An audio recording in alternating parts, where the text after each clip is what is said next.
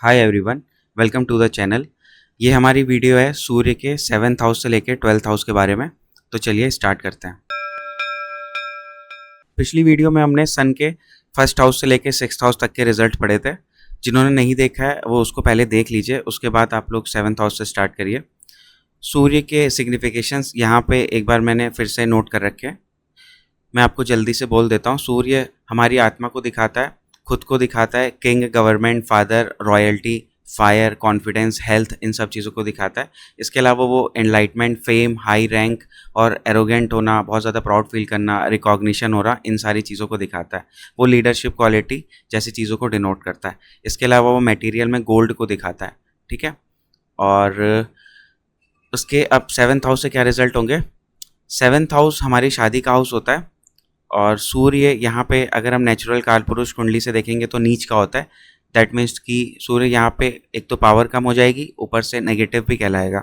Okay. तो सूर्य शादी में प्रॉब्लम क्रिएट करता है। प्रॉब्लम मेनली ईगो की वजह से आती है। अगर आपका ईगो ठीक है, आप ईगो क्लैशेस नहीं होता, या अगर कभी होता भी और आप उसको बातों से सुलझा लेते हैं तो शादी में कोई दिक्कत नहीं होगी। अदरवाइज सन यहाँ पे किसी और नेगेटिव प्लैनेट के इन्फ्लुएंस में भी अगर आ गया तो फिर वो शादी में ब्रेक करा देता है। ऐसे केसेस में डाइवोर्स होने की भी संभावना रहती है। जैसे कि इसका एक बहुत पॉपुलर केस है। हमें मालूम है कि जो 12th हाउस का लॉर्ड होता है वो एक सेपरेटिव प्लैनेट होता है। 3 सेपरेटिव प्लैनेट होते हैं, सन, राहु, सैटर्न और एक 12th हाउस का लॉर्ड।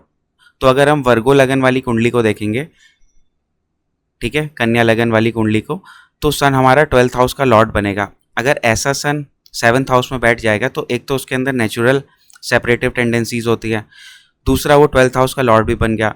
तो इस कंडीशन के लिए सन की यहाँ पे स्थिति बहुत ख़राब हो जाती है। तो वर्गो लगन वालों के लिए स्पेशली सन 7th हाउस में काफ़ी हार्मफुल होता है। ठीक है।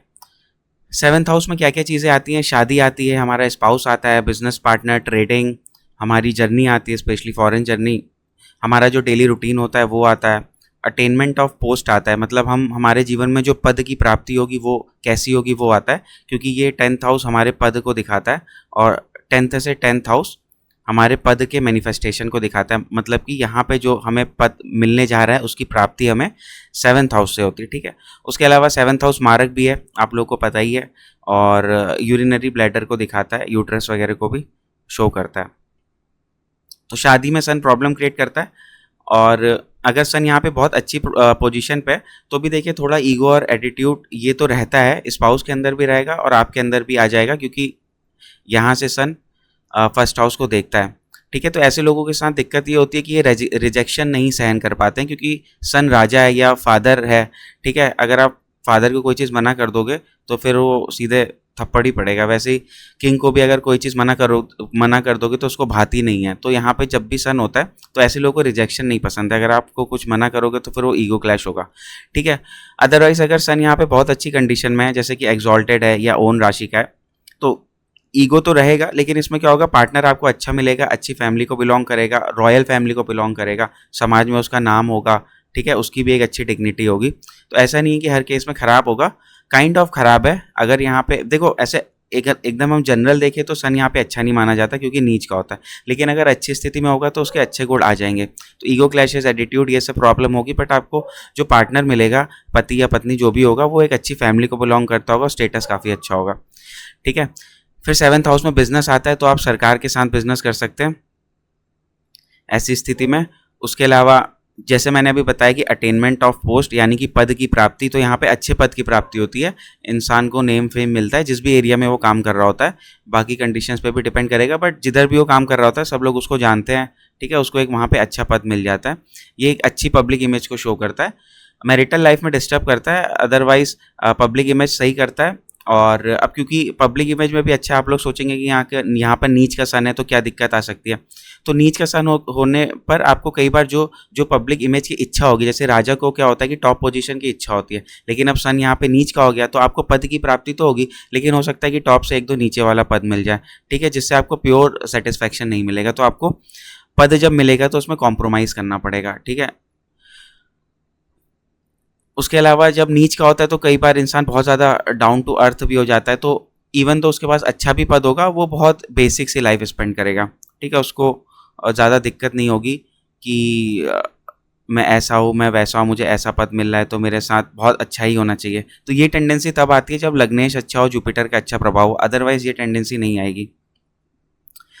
और उसके बाद 7th हाउस फॉरेन जर्नी को दिखाता है, तो अगर इस सन का संबंध 12th हाउस से होता है तो ये फॉरेन जर्नी करा सकता है। और इसके अलावा यूरिनरी ब्लैडर वगैरह की भी समस्या देता है, वहाँ पे जलन आदि की दिक्कत दे सकता है। ठीक है। 7th हाउस में बैठा है, यहाँ पे आपका स्पाउस आता है, तो आपका स्पाउस जो होगा वो थिन हेयर वाला होगा, उसको हेयर लॉस होगा, आंखों की प्रॉब्लम होगी। ठीक है। और चाइल्ड के लिए भी ये बहुत अच्छी पोजीशन नहीं है, क्योंकि अगर हम नेचुरल काल पुरुष कुंडली से देखेंगे तो 5th हाउस हमारे चाइल्ड का होता है, उसका लॉर्ड यहाँ पे आके नीच का हो गया, तो चाइल्ड होने में प्रॉब्लम क्रिएट करता है। बट जो ये वाला इंसान है, ये पर्सनालिटी जो उसकी है इंसान की, ठीक है, यहाँ पे सूर्य देख रहा है, तो ऐसे व्यक्ति बुद्धिमान तो होता ही है, ईगोइस्टिक भी होगा, एटीट्यूड भी होगा उसके अंदर, क्रिएटिव भी होगा, ये सारी चीज़ें तो उसके अंदर होंगी। स्पेशली जब भी सन 7th हाउस में है तो आपको थोड़ा मैरिटल केसेस में ध्यान रखना पड़ेगा। अगर यहाँ पे सन अच्छी कंडीशन में है और यहाँ पे कोई और भी अच्छा प्लैनेट बैठा है, जुपिटर मार्स वगैरह, तो मैरिड लाइफ सही रहती है। ठीक है, थोड़ा मतलब बिहेवियर अगर हैंडल कर लिया जाए तो कोई दिक्कत नहीं आती है। फिर आ जाते हैं सन 8th हाउस में। 8th हाउस का सन क्या करता है? 8th हाउस का सन देखो, आत्मा चली गई। अगर देखो हम इस पे दो, हर पोजीशन पे हम दो चीज़ें बोल सकते हैं, जब वो प्लैनेट अच्छा है, जब वो प्लैनेट खराब है। अगर यहाँ पे प्लैनेट अच्छा है तो हम ऐसा बोलेंगे कि आत्मा, जो मतलब सन हमारी सोल को दिखाता है ना, तो आत्मा चली गई इनलाइटमेंट या स्पिरिचुअल वाले प्लेस पे, जहाँ पे ऑकल्ट की नॉलेज है, तो ऐसे व्यक्ति को आत्मज्ञान बहुत रहता है। ठीक है। अगर नेगेटिव होगा, नेगेटिवली प्लेस्ड हो जाएगा सन यहाँ पे, ठीक है, तो हम क्या बोलेंगे कि सन, सूर्य मतलब हमारी जो आत्मा है वो कष्ट के भाव में चलेगी, जहाँ पे ट्रांसफॉर्मेशन और अप्स एंड डाउन देखते हैं। तो अगर बुरी कंडीशन में सन है तो ऐसा व्यक्ति को हमेशा कष्ट सा फील होगा, वो जब भी बात करेगा नेगेटिव बात करेगा। अगर सन यहाँ पे अच्छी पोजीशन पे, तो ऐसे व्यक्ति को ऑलरेडी आत्मज्ञान होता है, वो संसार की परेशानियों से डरता नहीं है। और ठीक है, उसको रहता है कि दुनिया में वो किसी से ना अटैच नहीं होता। सन 8th हाउस वाले की ये एक खास बात होती है, वो जैसे मान लो उसका कोई पक्का दोस्त भी बनेगा तो 10-15 दिन के लिए बहुत अच्छा दोस्त बन जाएगा। अब इस जिसके में ये सन होगा ना, उसको मान लो कि 10-15 दिन, 1 महीने के लिए कोई दोस्त बन गया, फिर एकदम से उसको कहीं विदेश जाना पड़ा, तो वो बहुत मोह माया नहीं दिखाएगा, सीधे बोलेगा कि हाँ भाई अब मैं जा रहा हूँ, चलो बाद में मिलेंगे, ऐसा। तो वो अटैचमेंट और डिटैचमेंट वाला जो नेचर होता है ना, वो बहुत क्लियर सा होता है। ये लोग स्पिरिचुअली डिटैच से होते हैं, इनको ऐसा एहसास होता है कि बहुत ज़्यादा अटैचमेंट अच्छा नहीं होता। तो ये अच्छी चीज़ है सन की यहाँ पे। उसके अलावा सन यहाँ पे अच्छी प्रॉपर्टी देता है, इनहेरिटेंस भी दे सकता है, क्योंकि ये नेचुरल 5th हाउस का लॉर्ड होता है। 5th हाउस हमारे इनकम, हमारे वो मनी को दिखाता है, और नॉट इनकम, हमारे पैसे को दिखाता है, और 8th हाउस भी दिखाता है। तो सडन ये वेल्थ क्रिएट करता है, क्योंकि 5th और 8th हाउस का संबंध बन जाता है इस तरीके से। और सन 8th हाउस वालों के साथ एक दिक्कत होती है कि इनका काफ़ी रिलैक्सिंग सा मूड होता है, रिलैक्स करना पसंद करते हैं, काम भी बहुत मेहनत से करते हैं, बट रिलैक्स भी वैसे ही करते हैं। जनरली इनको रिलैक्सेशन के लिए जनरली ये लोग जैसे कुछ आपका सिगरेट हो गई, ठीक है, आपका अफीम हो गया, मतलब कुछ भी ऐसे नशे वाली चीज़ें हैं, उसको ये लोग ट्राई कर लेते हैं।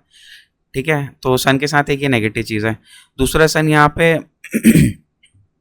यहाँ से 2nd हाउस को देखता है, तो ऐसे व्यक्ति के साथ क्या होता है कि यहाँ पे आई आता है, ठीक है, तो आई प्रॉब्लम देता है सन यहाँ पे, तो ये अच्छी चीज़ नहीं है।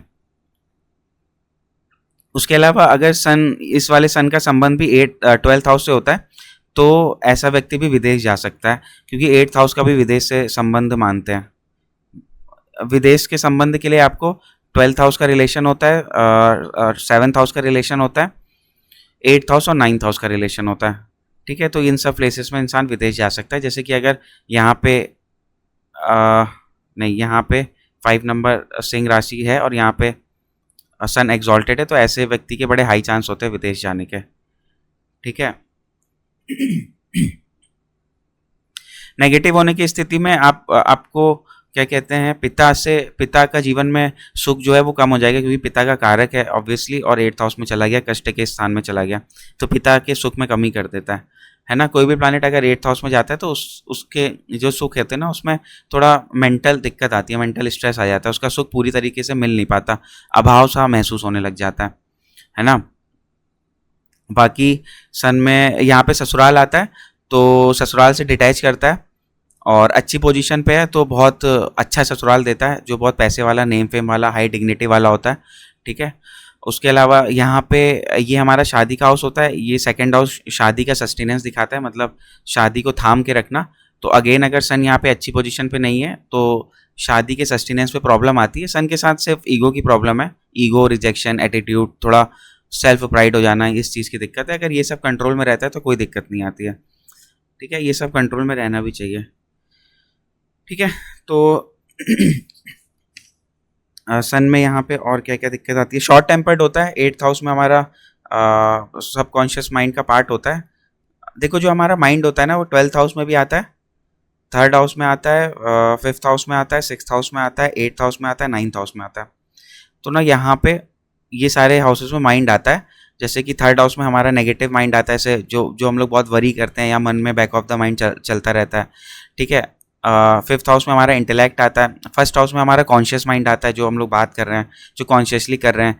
6th हाउस में हमारा अनकॉन्शियस माइंड आता है, जिसमें हमारे षड विकार आते हैं, घृणा, ईर्ष्या, काम, ये सब चीज़ें, क्रोध, है ना। तो ये भी माइंड से रिलेट करता है। 8th हाउस और 12th हाउस दोनों हमारे सब कॉन्शियस माइंड है। 9th हाउस हमारा सुपर कॉन्शियस माइंड होता है, जो हायर लेवल की एजुकेशन को दिखाता है। तो यहाँ पे अगर कोई भी सन, मार्स, इस टाइप के प्लैनेट आते हैं ना तो वो थोड़ा एंगर इशू दे देते हैं, क्योंकि फायरी प्लैनेट है। यहाँ पे आप देखते हो कि मार्स भी रहता है तो वो बहुत ज़्यादा शॉर्ट टेम्पर्ड बनाता है, तो सन भी यहाँ पे शॉर्ट टेम्पर्ड बनाता है, लेकिन मार्स से कम होता है ना। तो ये चीज़ आपको ध्यान में रखना है। उसके अलावा अच्छा हाँ, एक चीज़ और होती है सन में, सन जिसका 8th हाउस में होता है, ऐसे लोग अगर किसी को मेडिसिन देते हैं तो वो व्यक्ति जल्दी ठीक होता है, क्योंकि सन जो होता है इम्यूनिटी को दिखाता है, सन के पास हील करने की पावर होती है। और 8th हाउस हमारे ट्रांसफॉर्मेशन का होता है। तो अगर किसी ये सामने, ये हम है, ठीक है, ये सामने वाला व्यक्ति है, ये उसका माउथ होता है। तो अगर हम अपने हाथ से, जिसका भी सन 8th हाउस में, वो अपने हाथ से किसी को मेडिसिन खिलाता है तो ऐसे व्यक्ति का जल्दी ट्रांसफॉर्मेशन होता है, मतलब वो जल्दी ठीक होता है, क्योंकि सन इम्यूनिटी को बूस्ट करता है।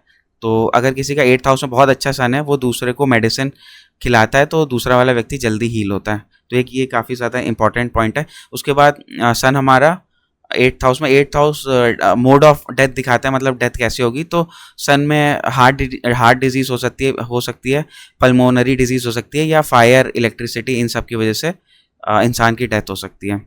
ठीक है, इसके और भी कॉम्बिनेशन हो सकते हैं, बट ये जनरल जो है वो सन जिन जिन चीज़ों को दिखाता है उसके द्वारा, जैसे पिता के द्वारा पिता ने मार दिया, हार्ट अटैक आ गया, ठीक है, या कोई जल गया, इस तरीके से।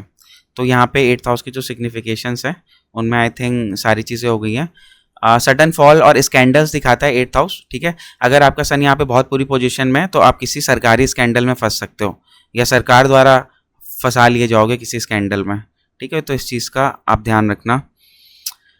ओके, तो इसमें और तो कोई चीज़ नहीं है। फिर आ जाता है सन 9th हाउस में। 9th हाउस हमारा फादर को दिखाता है, लक, रिलीजियस एप्टीट्यूड, हमारे गुरु को दिखाता है, टीचर, और ओवरसीज ट्रैवल को दिखाता है, और हिप्स एंड थाइस को दिखाता है। तो सन यहाँ पे आता है अगर ये नेगेटिव कंडीशन में। देखो मैंने आपको पिछली वीडियो में भी शायद बताया था कि सन और मून अगर यहाँ पे होते हैं, या फिर सन और मून अगर यहाँ पे होते हैं, तो माता पिता में से एक जना मिसिंग हो जाता है, इसकी काफ़ी संभावना होती है। Not 100% true in every chart, but it is like 70 to 80% applicable in every chart. ठीक है, तो सन यहाँ पे एक तो वैसे भी पिता का कारक है, और सन यहाँ पे कारको भाव नाशाय वाली स्थिति में होता है, मतलब कि कारक अपने भाव में बैठा हुआ है, सन फादर का कारक होकर 9th हाउस में बैठा हुआ है। ऐसा सन अगर एफ्लिक्टेड हो जाता है, शनि मंगल राहु केतु के संपर्क में आता है, तो ये पिता की जीवन से अनुपस्थिति को भी दिखाता है, पिता के सुख में काफ़ी ज़्यादा कमी कर देता है, या तो पिता हमेशा से बहुत दूर रहेंगे।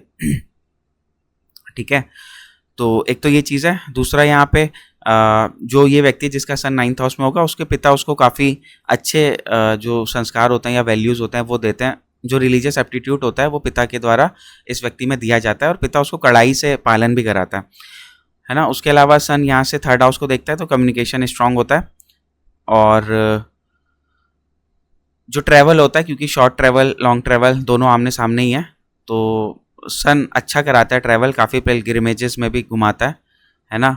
और आत्मा ही चली गई है ट्रैवल में, तो ऐसे व्यक्ति को ट्रैवल का काफ़ी शौक होता है, हायर एजुकेशन का काफ़ी शौक होता है, अपने बड़ों, अपने पिता, अपने गुरुजनों सबका सम्मान करता है, लेकिन पिता से वैचारिक मतभेद रहते हैं, है ना। और मैंने अभी बताया था कि ये दोनों आपके जो हाउसेस है वो माइंड को भी दिखाते हैं। तो सन यहाँ पे है तो ऐसे व्यक्ति काफ़ी ज़्यादा विजनरी होते हैं, उनके पास विजन होता है, क्योंकि सन लाइट देता है ना। शुरू शुरू में मैंने आपको बताया था, तो सन लाइट देता है और चीज़ों को दिखाता है, तो इसको हम इस तरीके से इमेजिन कर सकते हैं कि वो इंसान को विज़न देता है। तो ये व्यक्ति भी विजनरी होगा, इसके फादर भी अच्छे विजनरी होंगे, ठीक है। तो ऐसे व्यक्ति की फैमिली अच्छी होती है, चाइल्ड अच्छा होता है, क्योंकि फिफ्थ हाउस का लॉर्ड 9th हाउस में चला गया, तो मेल चाइल्ड होने की संभावना होती है, पैसे अच्छे होने की संभावना होती है, और मान सम्मान मिलने की भी काफ़ी अच्छा योग होता है, क्योंकि त्रिक हाउस का लॉर्ड त्रिक हाउस में चला गया, ठीक है। उसके बाद अच्छा, अगर यहाँ पे सन काफ़ी कमज़ोर होगा तो एक तो पिता का ना होना भी दिखाता है, पिता से वैचारिक मतभेद भी दिखाता है। उसके अलावा पिता या सरकार की वजह से करियर काफ़ी डाउन हो सकता है, क्योंकि ये आपका करियर का हाउस है, 10th हाउस, है ना। आपके करियर को दिखाता है, कर्मों को दिखाता है, और ये यहाँ से 12th हाउस है, तो करियर के लॉस में सूर्य बैठ गया है, मतलब सूर्य के द्वारा आपके करियर का लॉस हो रहा है। अगर ये सूर्य अफ्लिक्टेड है और कमज़ोर स्थिति में, तब की बात कर रहा हूँ, अदरवाइज ये अच्छा होता है, ठीक है। तो 10th हाउस के लॉस में, ठीक है, आपके 10th हाउस के लॉस में सूर्य बैठ गया है, मतलब इस हाउस को, आपके कर्म को या आपके डिग्निटी को जो लॉस कर रहा है वो ये वाला हाउस है। अब इस हाउस में सूर्य बैठ गया है, ठीक है। तो सूर्य की वजह से, यानी कि पिता की वजह से, सरकार की वजह से, या आपके ऑफिस के जो मैनेजर हैं, बॉसेज हैं, या कोई भी बड़ा वरिष्ठ व्यक्ति है, उनकी वजह से आपके कर्मों में जो है लॉस, एक्सपेंडिचर या उसकी हानि हो सकती है, ठीक है। ये खराब स्थिति में ही होगा, अच्छी स्थिति में नहीं होगा। अच्छी स्थिति में तो ये सन आपको सरकारी पद भी दिला सकता है, ठीक है। तो ये सूर्य के 9th हाउस के रिजल्ट हैं। और अब आ जाते हैं हम लोग सूर्य के 10th हाउस के बारे में। आप किसी भी प्लैनेट को किसी भी हाउस से रिलेट कर सकते हो अगर, ठीक है। जैसे 9th हाउस में सन है तो पिता के बारे में हम बता सकते हैं कि फादर काफ़ी ज़्यादा एटीट्यूड वाले होंगे, घर में बड़े होंगे और लोग उनका कहना मानते होंगे, उनको गुस्सा ज़्यादा होता होगा। अगर हम लोग चाइल्ड की दृष्टि से देखें तो ये हमारा चाइल्ड का हाउस है, चाइल्ड से 5th हाउस है, मतलब चाइल्ड के बुद्धि के घर में बैठा हुआ है, चाइल्ड बहुत बुद्धिमान होगा, ठीक है। ये हमारा मदर का हाउस है, मदर से 6th हाउस में बैठा हुआ है, मतलब मदर को सूर्य से संबंधित रोग होंगे। इस तरह से आप लोग काफ़ी चीज़ें हाउस वाइज भी प्रेडिक्ट कर सकते हैं एक प्लैनेट की पोजीशन पे, है ना। जैसे कि अगर मैं यहीं पे आपको बताऊं, फर्स्ट हाउस की कंडीशन से अब लेते चले तो फर्स्ट हाउस से सूर्य 9th हाउस में बैठा है, दैट मीन्स कि हमें कड़ी तरीके से अपने रिलीजियसनेस को फॉलो करना पड़ेगा, है ना। फैमिली से ये 8th हाउस में बैठा हुआ है, तो फैमिली को, जो हमारा कुल है, उसको क्या कहते हैं, 8th हाउस मतलब हमारा अप्स एंड डाउन्स या इनहेरिटेंस। तो अच्छी कंडीशन होगा तो उसके जीवन में काफ़ी ज़्यादा इनहेरिटेंस मिलेगी, हमारी मतलब कुल के जो सभी सदस्य हैं उनको इनहेरिटेंस मिलेगी। यहाँ पे पूरा पूरा कुल आता है, ठीक है, और ये कुल का 8th हाउस है, तो पूरे कुल में जो है इनहेरिटेंस चली आ रही होगी, मतलब दादाजी के दादाजी, उनके बेटे, फिर उनके बेटे से उनके बेटे, उनके बेटे से उनके बेटे, तो ऐसे ऐसे करके इनहेरिटेंस मिल रही होगी। फिर ये छोटे भाई बहनों का हाउस होता है, तो सूर्य यहाँ से डायरेक्ट देखेगा तो क्या बनाएगा, उनको भी विजनरी बनाएगा, पराक्रमी बनाएगा, है ना। फॉल्स ईगो भी दे सकता है वो अच्छी बुरी कंडीशन पे। माता के बारे में आपको बता ही दिया, सूर्य से संबंधित रोग होंगे। अगर सूर्य अच्छा है तो फिर रोग नहीं होंगे, माता बहुत पराक्रमी होंगी, है ना। चाइल्ड के बारे में हमने आपको बताया ही है। तो ये सारी चीज़ें हैं, ठीक है। तो अब आ जाते हैं 10th हाउस पे। 10th हाउस का सूर्य आपको पता है कि इसमें डायरेक्शनल बल होता है। यहाँ पे कैप्रिकॉन साइन आता है जो कि सेवा का साइन है। अगर यहाँ पे सूर्य बहुत अच्छा है, ये हमारा मासेस होता है, ठीक है, माने की प्रजा। तो अगर सूर्य हमारा यहाँ पे बहुत अच्छा है 10th हाउस में, अभी 10th हाउस सूर्य आ गया, 10th हाउस में कैप्रिकॉन साइन आ गया जो कि सेवा का होता है, शनि का होता है। 10th हाउस के ठीक सामने वाले हाउस में प्रजा आ गई। अगर ये सूर्य अच्छी कंडीशन में है तो प्रजा को कॉम्प्लीमेंट करेगा सन, मतलब कि जो भी ये व्यक्ति होगा उसका कार्य, जो भी प्रजा होगी, जितनी भी प्रजा के लिए वो एक तरह से रिप्रेजेंटेटिव होगा, चाहे वो बैंक का मैनेजर हो तो अपने आसपास वाले जो उनके अंडर काम करते हैं उसके लिए, या वो पॉलिटिशियन हो तो उसके लिए, जो पूरा मतलब समाज होगा या लोकेलिटी होगी वो। तो अगर ये सूर्य अच्छा होगा तो उस प्रजा को कॉम्प्लीमेंट करेगा। जैसे जैसे कि यहाँ पे कोई प्लानट अच्छा होता है तो हमें हमारा स्पाउस कॉम्प्लीमेंट करता है, हमारा पूरक होता है। तो अगर यहाँ पे सन अच्छा होगा तो प्रजा को कॉम्प्लीमेंट करेगा, लेकिन अगर सन यहाँ पे खराब स्थिति में होगा तो हमें पता है कि 7th हाउस मारक होता है, तो वो प्रजा का मारक होगा। तो ऐसा व्यक्ति क्या होगा कि अपनी डिग्निटी, अपने एटीट्यूड और अपने पद के गर्व में वो प्रजा को लूट भी सकता है ना। जैसे कुछ राजा होते हैं वो पूरे विलासिता में ही जीवन बिता देते हैं, उनको प्रजा से मतलब नहीं होता। ठीक है, तो 2 कंडीशन मैंने बताई। अगर यहाँ पे सन होगा, ये 10th हाउस हमारा कैप्रिकॉन साइन होता है, यहाँ पे सेवा का हाउस होता है शनि की वजह से, ये हमारी प्रजा होती है 4th हाउस। तो अगर सूर्य यहाँ पे अच्छी स्थिति में होगा तो प्रजा से 7th हाउस है, तो प्रजा को कॉम्प्लीमेंट करेगा, यानी कि प्रजा की सेवा करेगा, प्रजा उसको अच्छा मानेगी और प्रजा के लिए वो सारा काम करेगा, अपना जीवन समर्पित करेगा, उसकी सेवा करेगा।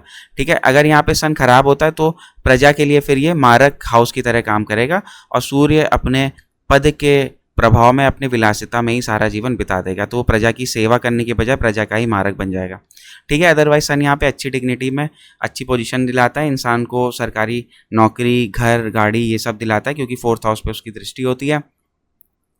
और सन के अंदर, जैसा कि मैंने आपको 4th हाउस में भी बताया था कि सन के अंदर एक आदत होती है, जितना करता है उससे ज़्यादा दिखाने की आदत होती है। तो यहाँ पे सूर्य ऐसी चीज़ देता है कि इंसान जितना करता है उससे ज़्यादा वो दिखाता है, या खुद भी ऐसा हो ही जाता है। जैसे कि आप एग्जांपल के तौर पे पॉलिटिशियंस को देख सकते हैं कि वो खाली प्लान वान बता दिया, बाकी काम तो आईएएस, पीसीएस, नीचे के अधिकारी, क्लर्क वगैरह ये सब करते हैं। ठीक है, तो सूर्य की ये आदत होती है कि जितना काम होता है उससे ज़्यादा उसके ऊपर आ जाता है बताने के लिए कि इसने काम किया मतलब 5%, और बाद में निकल के आया कि इसने 50% काम किया, है ना, भले ही इसने ना किया हो। तो क्योंकि सूर्य दिखता है ना, तो वो जो एक दिखावटी नहीं बोल सकते उसको, बट एक काइंड ऑफ वो क्या कहेंगे उसको, मतलब लाइटन अप कर देता है उस एरिया को। ठीक है, तो ये वाली चीज़ें हैं। उसके अलावा सन यहाँ पे क्या क्या कर सकता है, मैं देख लेता हूँ एक बार। अगर प्राइवेट में भी होगा तो हाई पोजीशन देगा। ठीक है, ऐसा नहीं है कि सिर्फ सरकारी नौकरी। तो बहुत लोग के मैंने देखा है कि सन यहाँ पे प्राइवेट में अच्छी पोजीशन देता है, बट सरकारी नौकरी नहीं दे पाता क्योंकि दशा वगैरह नहीं सपोर्ट करती है। ठीक है, बाकी रिकॉग्निशन देता है सूर्य यहाँ पे, ये चीज़ है। सूर्य स्ट्रांग इसलिए होता है यहाँ पे, बहुत कॉमन है, सब लोगों को पता ही है। यहाँ पे 12 बजे के आसपास का सूर्य होता है, 12-1 बजे के, तो उस टाइम पे सूर्य हमारे सबसे ऊपर होता है, इस वजह से वो सबसे चमकीला होता है ना। यही वजह होती है कि जब सूर्य इन 2 पोजीशन पे आता है तो बहुत अच्छा नहीं होता, क्योंकि एकदम शाम शाम का टाइम होता है, तो इस समय सूर्य अस्त हो रहा होता है। ठीक है, और इस टाइम पे तो एकदम ही सूर्य अस्त हो ही जाता है, तो फिर इसलिए यहाँ पे काफ़ी ज़्यादा कमज़ोर हो जाता है। फिर आ जाते हैं सूर्य के 10th हाउस में, कुछ नहीं बचा है ना। अच्छा, 10th हाउस में नीज भी आता है, घुटने वाला पोर्शन आता है, तो सूर्य यहाँ पे खराब होता है तो घुटनों की दिक्कत करेगा, है ना। 9th हाउस में ये चीज़ बताना भूल गया था कि 9th हाउस में हिप्स और थाइज वाला पोर्शन आता है, तो हिप्स और थाइज में प्रॉब्लम क्रिएट करेगा, क्योंकि सूर्य हड्डियों को दिखाता है।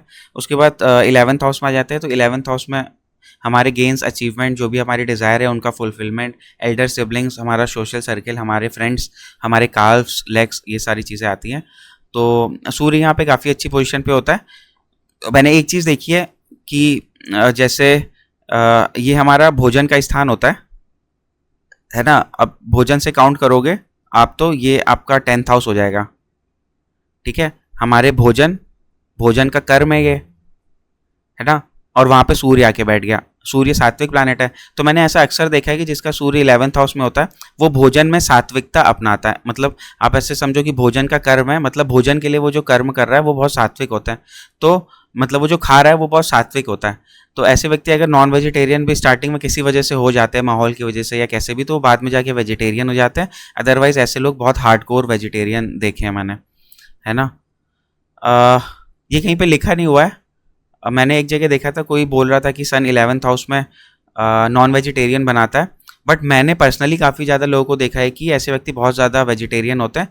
तो मुझे ऐसा लगा कि ये हमारा फूड होता है, ये इसका कर्म होता है, तो खाने के लिए जो व्यक्ति जिस तरीके का कर्म कर रहा है वो काफ़ी ज़्यादा सात्विक होना चाहिए। अगर हम एक अच्छे सूर्य की दृष्टि से देखें, अगर हम उस राजा की दृष्टि से देखते हैं जो केवल विलासितापूर्ण जीवन व्यतीत करता है, तो फिर ये तो नॉनवेज भी खा ही सकता है ऑब्वियसली। बट अक्सर मैंने ऐसा देखा है कि ऐसे लोग काफ़ी ज़्यादा वेजिटेरियन डाइट फॉलो करते हैं या धीरे धीरे फॉलो करने लग जाते हैं। बाकी यहाँ पे सूर्य आपके गेन्स को दिखाता है, सोशल सर्किल को दिखाता है, तो अच्छा सोशल सर्किल होता है, फ्रेंड्स अच्छी पोजीशन पे होते हैं और अच्छा कमाते हैं, अच्छा पद उनको भी मिलता है, आपको भी मिलता है। ऐसा व्यक्ति काफ़ी बुद्धिमान होता है क्योंकि 5th हाउस को सूर्य देखता है बुद्धिमानी को। क्रिएटिव भी काफ़ी ज़्यादा होता है, उसको नेम फेम ऑनर मिलता है ना। और 11th हाउस अचीवमेंट का है, तो सन के कारक तत्वों के थ्रू अचीवमेंट मिलता है, यानी कि पिता के थ्रू, बॉसेस के थ्रू, सरकार के थ्रू लाभ की स्थिति को ये दिखाता है। सन यहाँ पे मैंने एक्सीडेंट भी लिखा हुआ है। एक्सीडेंट इसलिए होता है क्योंकि ये 6th हाउस हमारा है एक्सीडेंट का, और ये 6th से 6th हाउस है, तो मैनिफेस्टेशन ऑफ एक्सीडेंट। तो इसलिए सन यहाँ पे बोन्स का कारक होने की वजह से जब एक्सीडेंट वगैरह कराता है तो इंसान के लेग्स में प्रॉब्लम हो सकती है अगर कमज़ोर बैठा हुआ है, ठीक है। और इसमें ये सारी चीज़ें आती हैं। एल्डर सिबलिंग की पोजीशन काफ़ी अच्छी होती है। सन यहाँ पे काफ़ी अच्छा स्थिति में पाया जाता है। सन यहाँ पे इंसान को अच्छा पैसा देता है, ठीक है, वेल्दी बनाता है। मतलब ये ऐसा नॉर्मल पैसा नहीं, अच्छा पैसा देगा। क्यों? क्योंकि ये 5th हाउस का लॉर्ड होता है और 11th में बैठा है। तो जब भी 5th हाउस के लॉर्ड का 11th से संबंध बन जाता है तो इंसान दो वेल्थ वाले हाउसेस का रिलेशन हो जाता है, ठीक है। मैं कई बार वेल्थ वाले हाउसेस बोलता हूँ। तो वेल्थ वाले हाउसेस में हमारे बेसिकली 2, 5, 8 और 11 ये 4 हाउसेस आते हैं जिनको पणफर हाउसेस बोलते हैं, ठीक है। पण मतलब पण इज रिलेटेड टू मनी, है ना। तो 5th और 11th हाउस का रिलेशन हो गया तो पैसे की प्राप्ति होती है, और 5th हाउस को सन देख रहा है तो मेल चाइल्ड होने की ज़्यादा संभावना होती है। ऐसे व्यक्ति खर्चा भी काफ़ी करता है। ऐसे व्यक्ति को खर्चा करना अच्छा लगता है, उसका फिलंथ्रॉपी वाला नेचर होता है। उसको अगर दिख जाएगा ना कोई गरीब आदमी है या किसी को ज़रूरत है, तो ये एकदम जो जितना इसके पास पैसा होगा, अब इंसान खुद तो कुछ ना कुछ बचाता ही है, लेकिन ये मैक्सिमम से मैक्सिमम देने की कोशिश करता है। ये मतलब हाथ ऐसा रोकता नहीं है, दे देता है, ठीक है। इससे इसको अच्छा भी लगता है काफ़ी। तो सन 11th हाउस वाले, 2nd हाउस वाले काफ़ी ज़्यादा फिलंथ्रॉपी वाले होते हैं। सन की यहाँ पे एक दिक्कत होती है कि ये यहाँ पे एक्वेरियस साइन आता है ना, जो राहु से इन्फ्लुएंस्ड होता है, तो यहाँ पे सन को ईगो प्रॉब्लम काफ़ी होती है, ठीक है। ऐसा सन ईगो बहुत जल्दी लेता है। ऐसे सन के लिए खास बात होती है उनकी रिस्पेक्ट। अगर ऐसे लोगों को आप रिस्पेक्ट करोगे तो ये बहुत अच्छे लोग होते हैं, लेकिन ईगो बहुत हाई होता है, तुरंत नाराज़ हो जाते हैं, है ना। और दूसरों के गुस्सा आने के पहले से ही इनको गुस्सा आ जाएगा। तो ये सारी चीज़ें। और सन में एक और चीज़ देखी है, सन 11th हाउस में आपका एस्ट्रोलॉजी के प्रति काफ़ी ज़्यादा इंक्लाइन बनाता है। मैंने बहुत लोगों के चार्ट में देखा है, सन 11th हाउस में इंसान को एस्ट्रोलॉजी में काफ़ी इंटरेस्ट देता है ना। ये एक अच्छी चीज़ है। और बिज़नेस की तरफ काफ़ी इंक्लाइन बनाता है। ये 2-4 चीज़ें मैंने काफ़ी देखी है। एक बिज़नेस की तरफ काफ़ी इंक्लाइंड होता है पर्सन, और फिलैंथ्रोपिस्ट बनाता है, एस्ट्रोलॉजी की तरफ बहुत इंक्लाइंड होता है, और जो मैंने आपको सात्विक आहार वाली चीज़ बताई थी वो, ये सारी चीज़ें होती हैं, ठीक है। तो अच्छी पोजीशन है। 11th हाउस में लगभग सारे ही प्लैनेट अच्छे होते हैं। उसके बाद आ जाता है हमारा लास्ट हाउस, 12th हाउस। तो सूर्य 12th हाउस में अगर बहुत अच्छी पोजीशन पे है तो अच्छा होता है, लेकिन क्योंकि सन लॉस के हाउस में चला गया तो ऑब्वियसली ये पिता का लॉस दिखाता है कम एज में, या फिर पिता का बहुत दूर जाना दिखाता है। और अगर ये बहुत अच्छी एज, बहुत अच्छी कंडीशन में, तो पिता आपसे दूर रहेंगे, भले ही उनका जीवन में लॉस ना हो सकता है वो ऐसी जॉब में हो या आप ऐसी जॉब में आ गए हो जो आपको घर से दूर रहना पड़ता हो।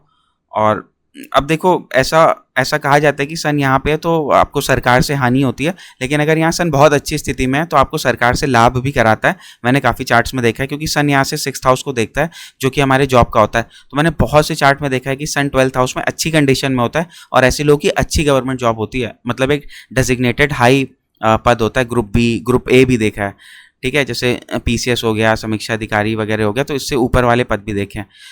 12th हाउस फॉरेन को दिखाता है, तो सरकार की तरफ से फॉरेन जाने के अच्छे चांसेस होते हैं।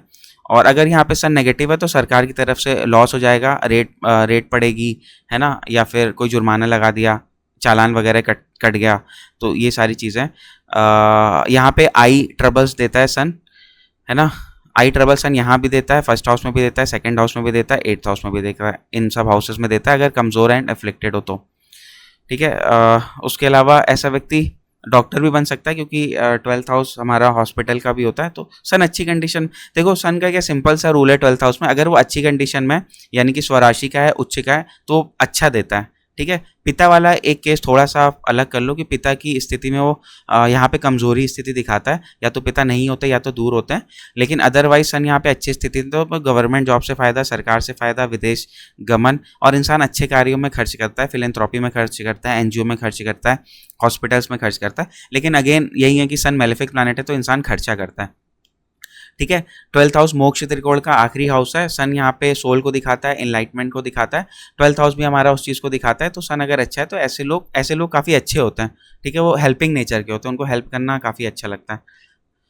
और अच्छा, सन के बारे में एक चीज़ यहाँ पे कही जाती है कि सन स्लीप को डिस्टर्ब करता है। पर्सनली मैंने ये देखा है कि ऐसे लोग बहुत साउंड स्लीप लेते हैं, और हो सकता है कि सन यहाँ पे अच्छी पोजीशन पे हो इसलिए ऐसा होता हो। बट जनरली क्या होता है कि नेगेटिव प्लैनेट यहाँ पे स्लीप को डिस्टर्ब करते हैं, बट मैंने पर्सनली ये देखा है कि बहुत साउंड स्लीप देता है, यहाँ पे अच्छी स्लीप देता है। आप बताना मुझे 12th हाउस में अगर आपका सन है तो आपका जो स्लीप साइकिल है वो कैसा है। ठीक है, तो ये सारी चीज़ें हैं। इसमें क्या चीज़ बची है, फॉरेन लैंड हो गया आपका, गवर्नमेंट से लॉसेस हो गए, और व्यक्ति को क्रोधी बनाता है, ये एक चीज़ आप पॉइंट नोट कर लेना। ठीक है, जुपिटर का संबंध है तो स्पिरिचुअल बनाता है। ये सारी चीज़ें हैं। बाकी बच्चों से कम सुख दिखाएगा, क्योंकि चाइल्ड के हाउस का लॉर्ड है, 12th में चला गया। तो बच्चे अपने कर्म की वजह से या पढ़ाई लिखाई के लिए बाहर जा सकते हैं या आपसे दूर जा सकते हैं, तो उस वजह से भी बच्चों का सुख कम हो सकता है। ठीक है, तो दैट्स इट फॉर सन।